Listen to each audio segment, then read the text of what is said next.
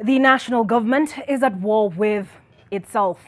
The war of words among its top officials and the bad blood between President Uhuru Kenyatta and his deputy William Ruto are fueling the war in the Jubilee administration.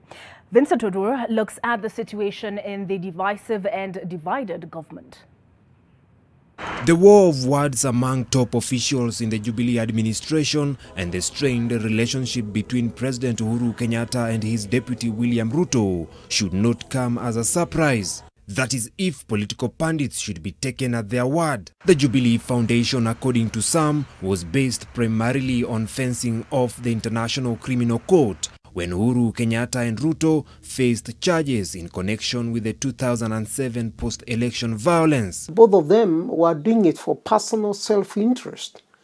And since those interests now were addressed with the collapse of the cases, there is nothing to join them together. They have begun pursuing their different interests, and those interests sometimes are conflicting and colliding.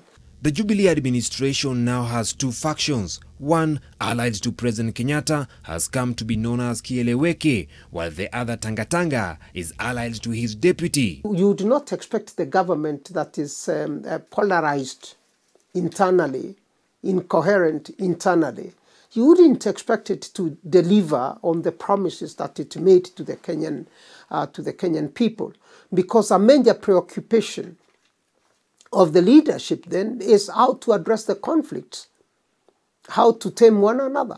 The only thing that can happen now is for the leadership to agree that there is huge division and call it as such. And that would mean that the deputy president ships out of the government, forms his own party, so that now he constitutes an opposition to the government from outside.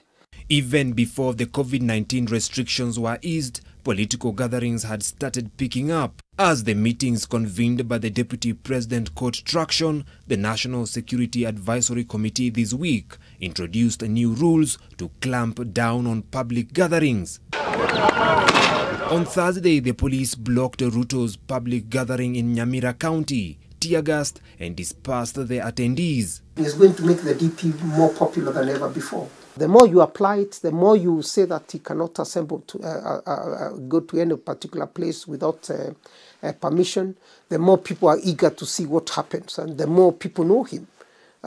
So it's a way of, if I were him, I would say this is a blessing in disguise. The drafters of the 2010 Constitution created a structure where the president and his deputy are joined at the hip.